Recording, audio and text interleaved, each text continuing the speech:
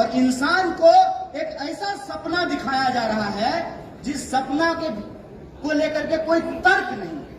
मैं आपसे कुछ सवाल पूछता हूं, अपने आप आपका दिमाग जो है ना उन चीजों को सोचने लगेगा। मैं आपको याद दिलाना चाहता हूं, 2014 में जब सरकार बनी, अव्वल तो सरकार बनने से पहले कुछ बड़े सुहावने, अच्छे, सुंदर जो है ना मुहावरे फेंके गए थे। हालांकि बाद में जय शाह के पापा ने कहा कि वो जुमला था। हमने नहीं कहा, जय शाह के पापा ने कहा है कि वो जुमला था। क्या जुमला था भाई?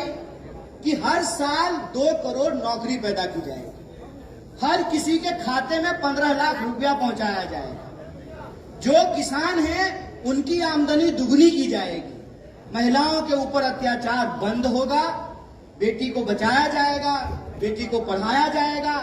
और हमने ये देखा कि इसी देश में बलात्कारियों के समर्थन में हमारे राष्ट्रीय ध्वज का अपमान करते हुए उनके समर्थन में रैलियां निकाली गई। हमने देखा कि मून पे तो बात कर रहे हैं साहब, मणिपुर पर मौन है।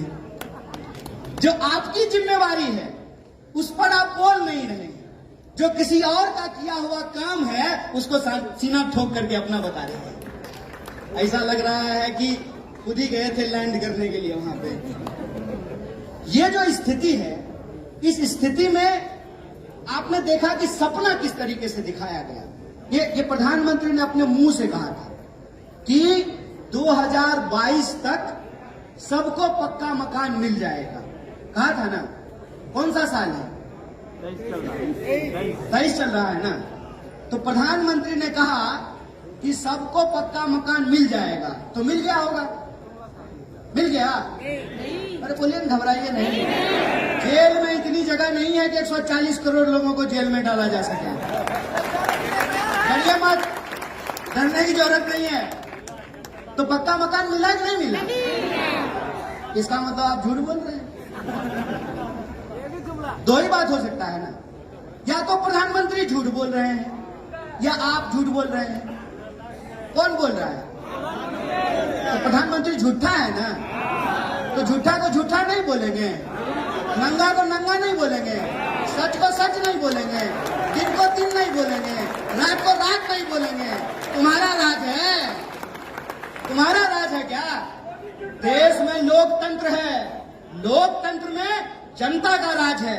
अगर आपको गुमान है कि आप इस देश को, लोकतंत्र को गिरवी बना लेंगे, तो हम आपको याद दिलाना चाहते हैं, ये जो छात्र परिषद के नेताओं की तस्वीर यहाँ लगी हुई है, ये आजादी के आंदोलन में हिस्सा लेने वाले जो महामानवों की तस्वीर लगी हुई है, हम उनकी विरासत पे चढ़ने वाले लोग हैं।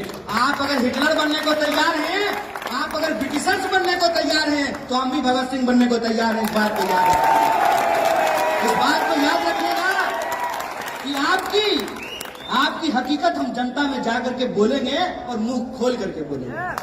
आपने बोला था ना, हमने नहीं बोला था, आपने बोला था कि 15 लाख सबके खाते में पहुंचाया जाएगा। कहाँ है 15 लाख? किसके खाते में आया है? 5 किलो अनाज देकर के 15 लाख का सवाल गायब कर दिए हैं। और उसमें भी बेईमानी, कह रहे हैं कि 80 करोड़ लोगों को अनाज दे रहे हैं। किसको दे रहे हैं? गरीब लोग को ना। इसका मतलब आपके राज्य में 80 करोड़ लोग गरीब हो गए। 140 में से 80 करोड़ लोग गरीब ही हो गए। तो अमीर कौन हुआ? अमीर हुआ इनका दोस्त, इनकी जो दोस्ती है ना, जिसके फ्लाइट पर चढ़ करके घूमते हैं। और उनके लिए जब सवाल पूछा गया कि बताइए प्रधानमंत्री जी, जिसके फ्लाइट पर चढ़ करके घूम रहे थे आप, उसके खाते में, उसकी सेल कंपनी में 20,000 करोड़ किसके हैं? तो कहे कि हम आपको पार्लियामेंट से बाहर कर देंगे। हाय रे मूर्ख! इसको कहते हैं प्रचंड मूर्खता। क्यों? विज्ञान अगर पढ़े होते ना तो आपको पता होगा, न्यूटन का एक लॉ है। लॉ क्या है साहब? कि किसी चीज को जितना दबाइएगा उसका अपोजिट फोर्स उतना ऊपर होकर के आएगा। करोड़ों रुपया खर्च किया इसने, करोड़ों, ये साबित करने के लिए कि राहुल गांधी पप्पू है। आप सोचिएगा, करोड़ों रुपया खर्च किया। अव्वल तो मेरा यह सवाल होता है कि अगर राहुल गांधी पप्पू हैं तो तुम उतना सीरियसली क्यों ले रहे हो?